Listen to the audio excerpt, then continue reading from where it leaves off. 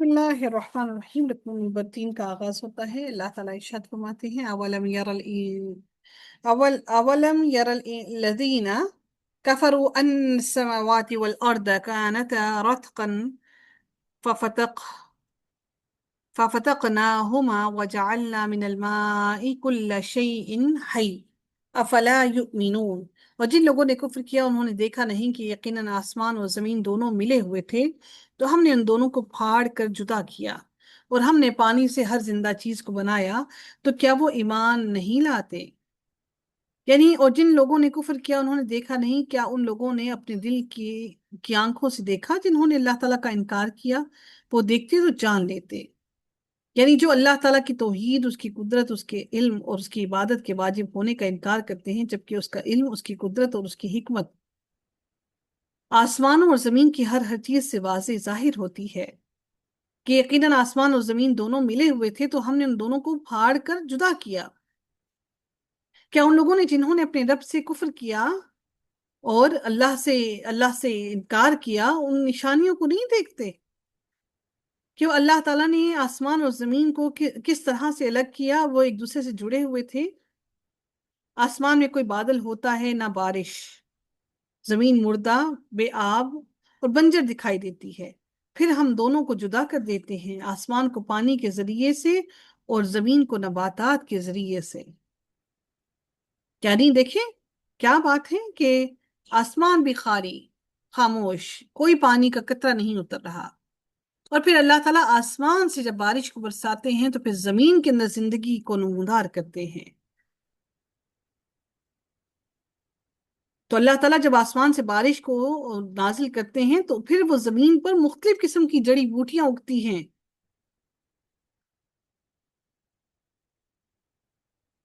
جو لفظ یہاں پر رتقن کا لفظ استعمال کیا گیا ہے، رتقن کا معنی ہوتا ہے دو چیزوں یا کئی چیزوں کا آپس میں بالکل جڑ جانا۔ اور یہاں پر جو اگلا لفظ استعمال کیا ہے ففتقناہما، ففتق، کہ اس کے معنی ہوتے ہیں ایسا آپس میں جڑ جانا، جڑی ہوئی چیزوں کو جو بہت زیادہ آپس میں جڑی ہوئی چیزیں ہوتی ہیں ان کو، جو چپکی ہوئی ہیں، جڑی ہوئی ہیں، ان کو آپس میں سے ایک دوسرے سے الگ الگ کر دینا۔ ابن ابو حاتم نے ابن عمر کی روایت کو بیان کیا ہے کہ ان کے پاس آ کر ایک شخص نے اس آیت کریمہ ان السماوات والارض کانتا رتقا ففتقناہما کے بارے میں پوچھا، تو انہوں نے فرمایا کہ ایک شیخ کے پاس جاؤ اور ان سے پوچھو، اور وہ جو جواب وہ دیں مجھے بھی آ کر بتاؤ۔ تو اس نے سیدنا ابن عباس کے پاس جا کر اس کے بارے میں پوچھا، تو انہوں نے فرمایا ہاں، آسمان اور زمین دونوں ملے ہوئے تھے، آسمان ملا ہوا تھا اور اس سے بارش نہیں برستی تھی، اور زمین بھی ملی ہوئی نہیں تھی، اس سے نباتات بھی نہیں اگتی تھی۔ جب اللہ تعالیٰ نے زمین کے لیے مخلوق کو پیدا فرمایا تو آسمان کو جدا کر دیا تاکہ اس سے بارش برسے، اور زمین کو جدا کر دیا تاکہ نباتات اگے۔ اس نے ابن عمر کی بات واپس جا کر سیدنا ابن عباس کو اس جواب کے بارے میں بتایا، تو انہوں نے فرمایا ہاں، اب معلوم ہوا کہ سیدنا ابن عباس کے پاس واقعی قرآن کا علم ہے، انہوں نے بالکل سچ فرمایا۔ شروع میں آسمان اور زمین ملے ہوئے تھے، ایک دوسرے سے تہ بتہ چمٹے ہوئے تھے، یعنی کہ لیئرز تھیں، ایک آسمان کی لیئر، ایک زمین کی لیئر۔ پھر اللہ تعالیٰ نے آسمان سے زمین کو جدا فرمایا۔ دیکھیں لیئرز ہے نا، تو 7 آسمانوں کی لیئر، 7 زمین کی لیئرز، اور 7 آسمان بنائے اور 7 ہی زمینیں بنائیں، اور دنیاوی آسمان اور زمین کے درمیان حد فاصلہ بنا دیا۔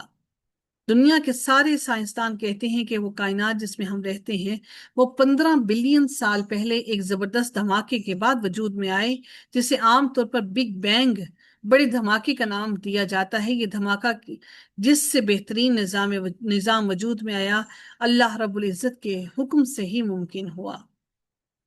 یعنی یہ 7 تہیں ایک دوسرے کے اوپر تہیں تھیں، پھر اللہ تعالیٰ نے ان کو الگ الگ کر دیا، اور ہم نے پانی سے ہر زندہ چیز کو بنایا، یعنی ہر زندگی کی بنیاد پانی ہے۔ اللہ تعالیٰ پھر اگلی آیت میں مزید ارشاد فرماتے ہیں، اگلی آیت کے اندر وَجَعَلْنَا فِي الْأَرْضِ رَوَاسِيَ أَن تَمِيدَ بِهِمْ وَجَعَلْنَا فِيهَا فِجَاجًا سُبُلًا لَعَلَّهُمْ يَهْتَدُونَ۔ اور ہم نے زمین میں پہاڑ بنائے کہ وہ انہیں ہلا نہ دیں، اور اس میں سے اور ہم نے کشادہ راستے بنائے تاکہ وہ رہنمائی پائیں، سیدھا رستہ پا جائیں۔ ہم نے یہ راستے بنائے، یعنی اللہ تعالیٰ نے آسمانوں کو ستونوں کے بغیر ہی پیدا کیا، تو وہ ان کو دیکھتے ہو، اور اس نے زمین میں پہاڑ جما دیے کہ کہیں تمہیں لے کر جھک نہ جائے، تمہارے وزن سے زمین ہچکولے نہ کھانے لگ جائے، اور اس پہ ہر قسم کے جانور پھیلا دیے، اور ہم نے آسمان سے پانی نازل کیا، اور پھر ہم نے اس میں ہر طرح کی غلہ کی عمدہ قسم بنائی۔ کتنی ہی خوبصورت ترین بات! سوچیے ایک بات کو، ایک بات سوچیں، ممکن ہے آپ لوگوں نے اس سے پہلے ہی اس بات کو سوچا ہو، اور یہ بھی ممکن ہے کہ اس سے پہلے آپ لوگوں نے اس بات کو سوچا ہی نہ ہو۔ اللہ تعالیٰ نے فرمایا کہ ہم نے زمین پر پہاڑ بنا دیے تاکہ وہ تمہیں لے کر ہچکولے نہ کھائے، ہم؟ تاکہ وہ ہلے نہ۔ حالانکہ سوچئے ایک بات کہ اس سے پہلے اللہ تعالیٰ نے کیا فرمایا کہ آسمان کو اللہ تعالیٰ نے بغیر ستونوں کے بنایا۔ آپ مجھے ایک بات بتائیے، آسمان پر زیادہ بھاری چیزیں ہیں یا زمین پر زیادہ بھاری چیزیں ہیں؟ جی، کوئی بتائے گا مجھے؟ آسمان پر اللہ تعالیٰ نے جو چیزیں بنائی ہیں وہ زیادہ بھاری ہیں، یا جو زمین پر اللہ تعالیٰ نے چیزیں بنائی ہیں وہ بھاری ہیں؟ آسمان پر غالباً۔ آسمان پر ایک سورج کو دیکھیں، چاند کو دیکھیں، تاروں کو دیکھیں، سبحان اللہ، میرے رب نے اس کو بغیر کسی ستون کے، بغیر کسی پلرز کے، بغیر کسی سہارے کے کھڑا کر دیا۔ آسمان سبحان اللہ وہ ہلتا بھی نہیں۔ یہ اللہ تعالیٰ نے اپنی قدرت کی نشانی میرے رب نے ہمیں دکھائی کہ آسمان کو بغیر کسی سہارے کے کھڑا کر دیا، اور زمین کے اندر پہاڑ لگا دیے۔ حالانکہ اللہ تعالیٰ چاہتا تو زمین کو بھی پہاڑوں کی ضرورت نہ تھی، ہمیں دکھانے کے لیے دیکھو وہ آسمان کس طرح طاقت سے کھڑا ہے، اور زمین کو میں نے پہاڑ اسی لیے گاڑ دیے تاکہ تمہیں احساس ہو اس چیز کا۔ سبحان اللہ، میرے رب کی شان دیکھیں۔ اور پھر اللہ تعالیٰ نے وہ جو ہم سپیس دیکھتے ہیں، وہ سپیس دیکھیے کہ کس طرح انسان وہاں پر ہچکولے کھا رہا ہے، کھا رہا ہے کہ نہیں کھا رہا، انسان کیسے اڑتا پھرتا ہے وہاں پر۔ ایسے ہی اگر ہم دیکھتے آسمان پر بھی ایسے ہی تارے ہل رہے ہوتے، ادھر ادھر گھوم رہے ہوتے، اور اسی آسمان پہ ہم بادل دیکھتے ہیں جو اللہ تعالیٰ بناتے ہیں، وہ بادل کس طرح سے ادھر ادھر اڑ رہے ہوتے ہیں۔ سبحان اللہ، میرے رب نے اپنی کائنات کی چیزوں کو کس کس طرح سے ہمارے سامنے کھول کھول کر بیان کیا کہ ہم ان کو دیکھیں اور ہم ان سے عقل اور شعور حاصل کریں۔ بدقسمتی اس بات کی کہ ہم دیکھ کر عقل اور شعور حاصل ہی نہیں کرتے۔ پھر میرے رب نے اگلی آیت میں مزید فرما دیا، اللہ تعالیٰ نے یہ بھی اپنی معجزہ دکھایا، کیا کہ پہاڑوں کے درمیان آسان راستے بنائے۔ یہ راستے بھی اللہ تعالیٰ نے بنائے، ہر جگہ پر اللہ نے راستے بنائے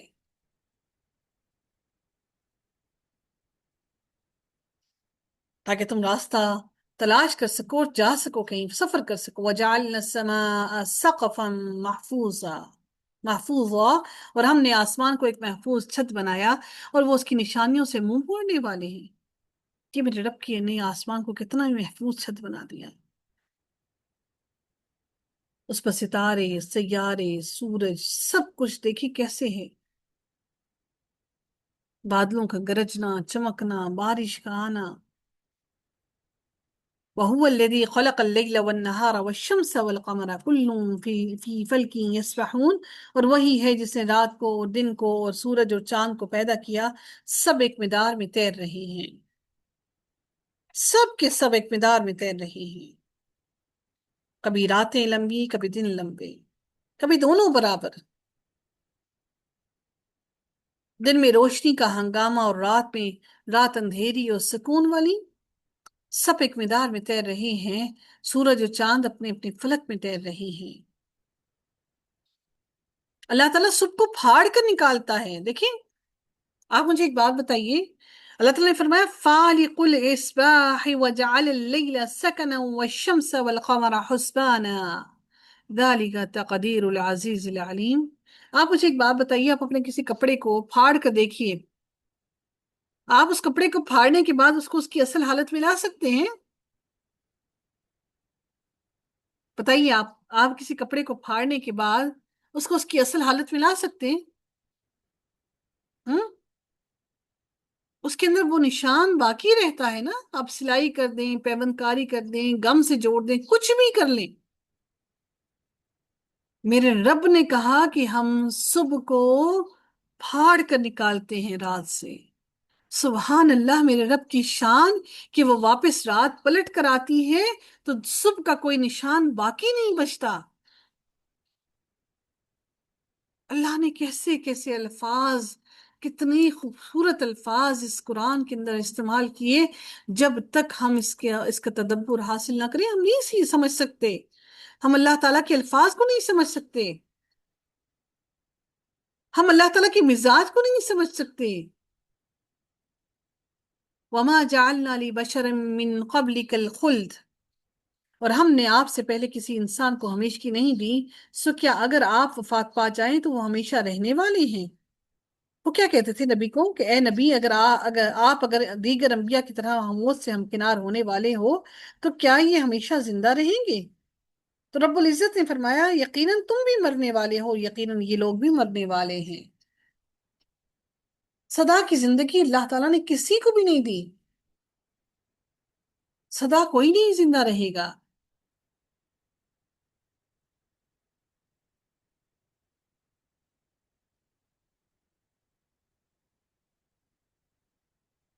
کل نفس ذائقۃ الموت، ہر جان موت کا مزہ چکھنے والی ہے، اور ہم تمہیں اچھی اور بری حالت میں آزماتے ہیں، اور ہماری طرف ہی تم سب کو لوٹ کر آنا ہے، کہ ہم سب کے لیے۔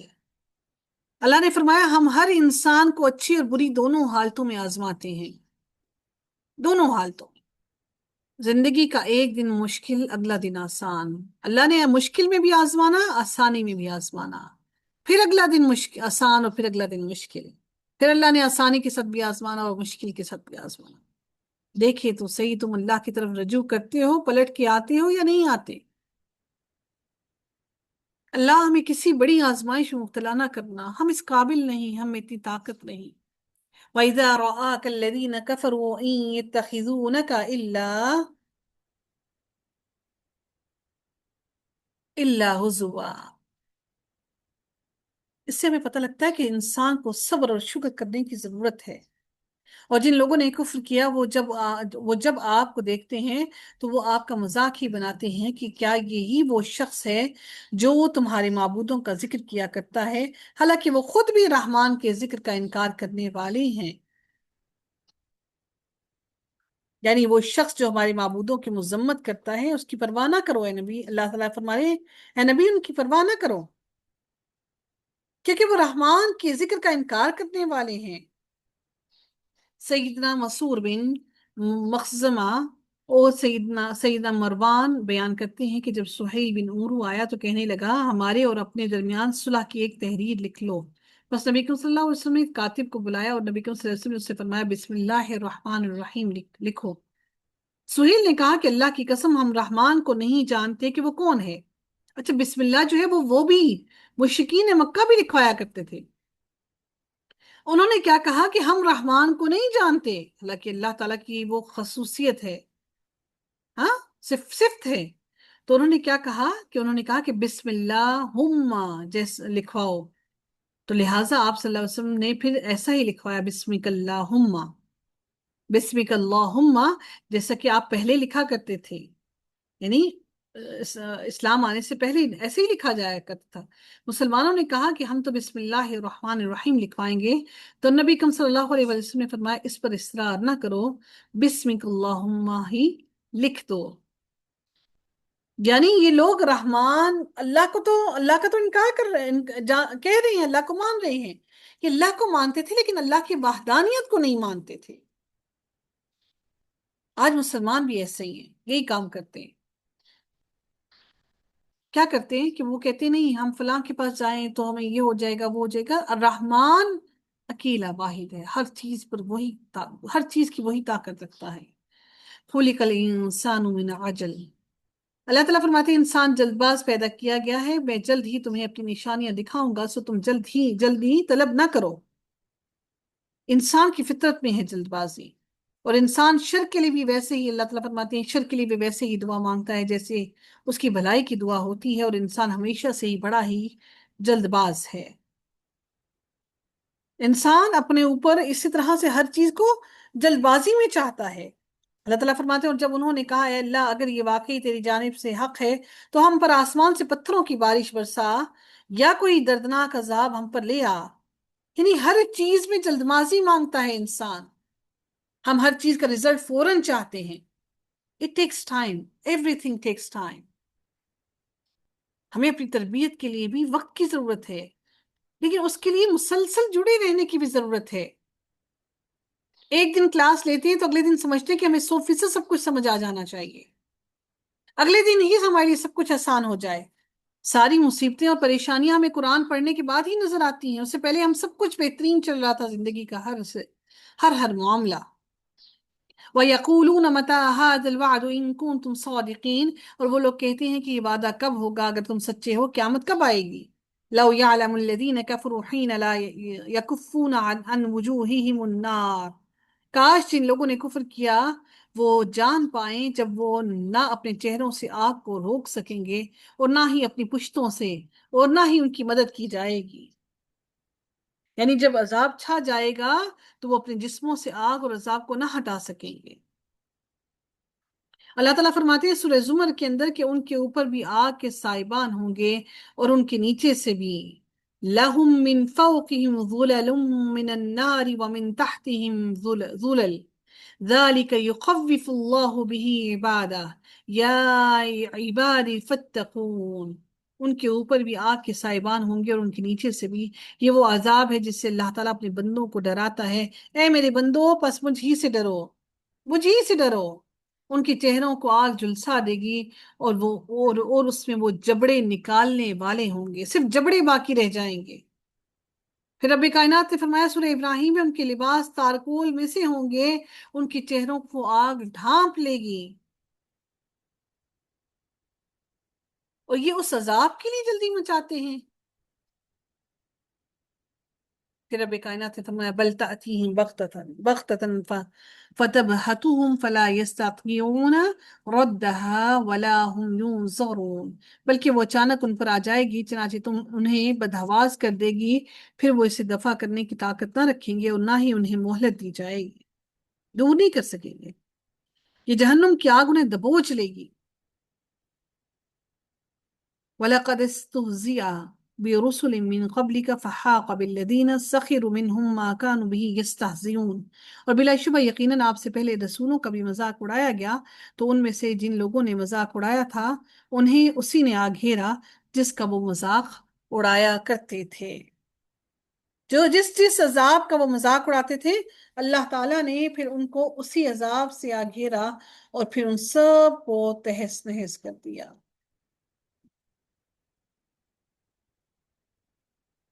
अल्लाहुम्मा अग़फ़िर लिल-मुअमिनीन वल-मुअमिनात रब्बि इरहमहुमा कमा रब्बियानी सग़ीरा। आखिर दावाना अल्हम्दुलिल्लाहि रब्बिल आलमीन।